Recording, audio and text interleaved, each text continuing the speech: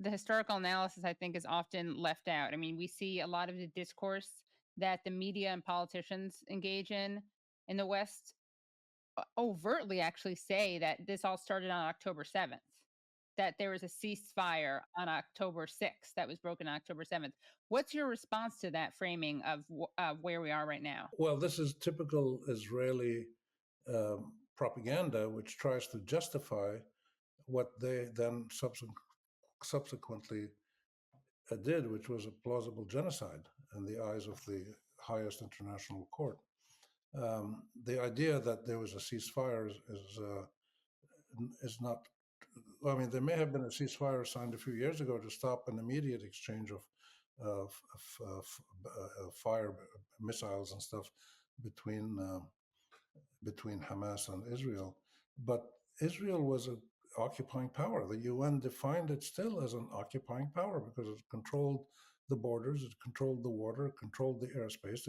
It laid siege to Gaza and all its people and made them live in a totally unacceptable way, without enough food, without enough medicine, without enough ability to travel for emergency medical treatments. So there was no ceasefire. There was an occupation and cruel uh, containment in Gaza by the Israelis, hoping that this would create such difficult circumstances for the people in Gaza that they would rise up against Hamas. But this is a colonial delusion. Every colonial power has the same view, whether it was the French in Algeria, or the British in Kenya and India, or the Americans in Vietnam, the Americans in Afghanistan. They all say the same thing, and it's how the colonial mind works, because it only uses violence to control its foe, and its foe is somebody that it occupied. Um, and it doesn't see the people that it's dealing with. In this case, the Israelis don't see the Palestinians, either in Gaza or the West Bank or anywhere. They don't see them as human beings with the same rights as the Israeli people have. And the traditional American mainstream media, which shapes the public thinking of the official parts of the government and the public at large. For years, the Israelis have successfully manipulated and influenced that media in a way that most people in the US don't know anything about the Middle East. And what they know is they repeat what they hear from the media, which is very much shaped by Israeli ideology. And that's ideology says the Israelis are democrats and peaceful people, and they just want to live in peace. Doesn't say anything about how the Israelis took this land that was 93% Arab and turned it into a land that was 80% Jewish, with the direct help of the colonial powers in Britain, and then later with the United States. So there's no context, there's no clarity about why people do this. It's like saying, I remember what used to be called the race riots in the U.S. I'm old enough. I remember Newark and Los Angeles and Cleveland. Back in the '60s and '70s, every time the Black Americans would erupt, people would say, "Oh, things were so quiet, and what happened? Why did they suddenly wreck everything?" Well, things were not quiet. These people were treated like animals by the official system and by society, by much of society, not all of it. So if you don't look at the context of a situation and why people do what they do, you're only going to get the view of one side. Something else that I think has been very evident is the total double standard. I'm not saying anything original here, but it still is shocking. The framing of good and evil, of who is a terrorist and who is just defending themselves. And we see this so much in the way that Nasrallah is discussed and Hezbollah is discussed versus, let's say, Netanyahu and the IDF.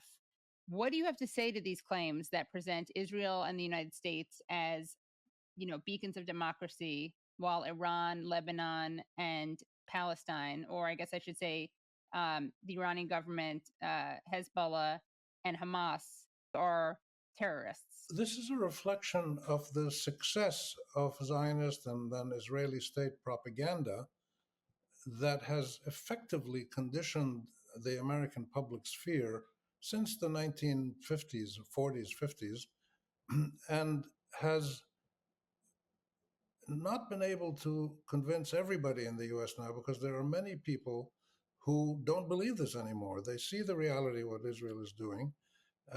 They see the suffering of the Palestinians, especially people who go there and visit.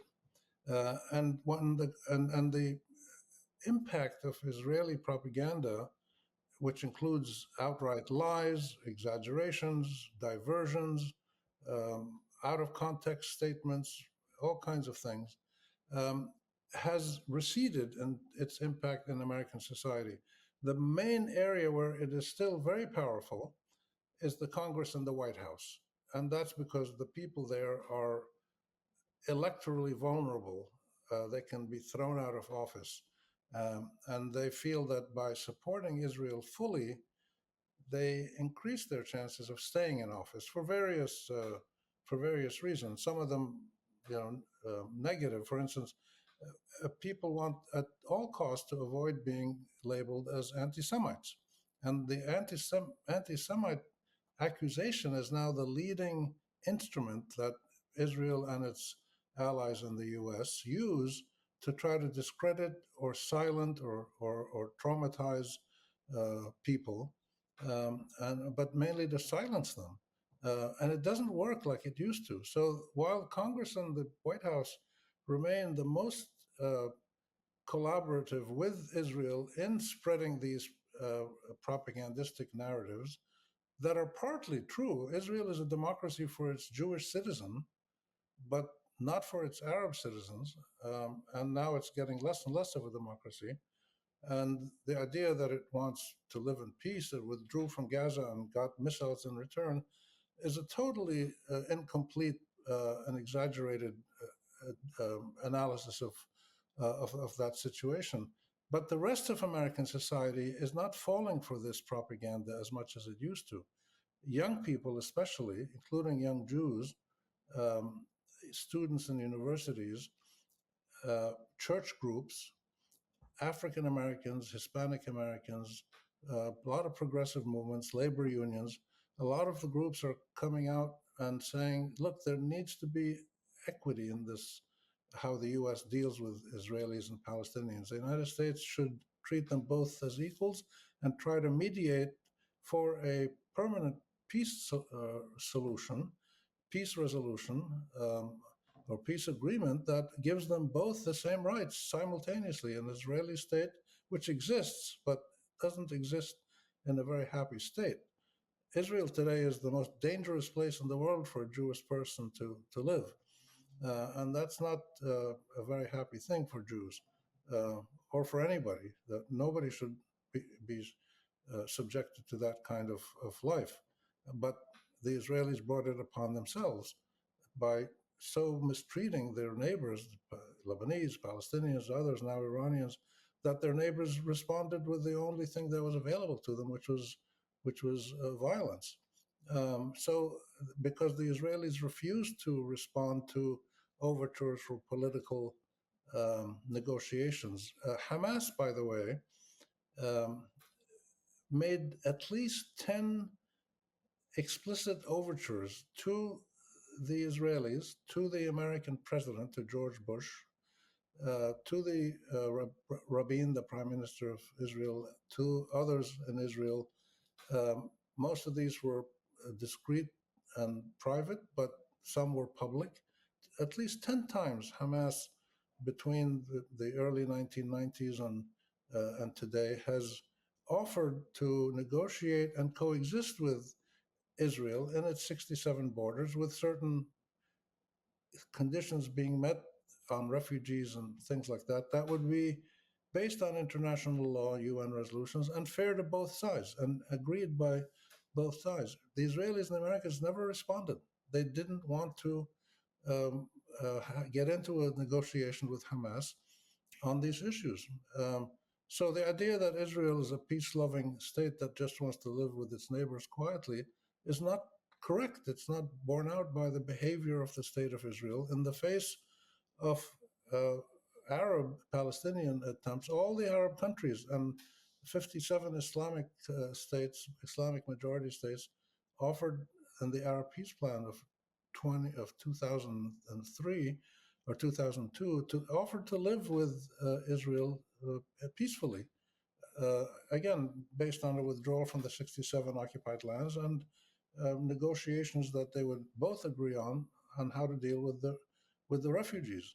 And when you mention refugees, the Israelis will automatically push the button.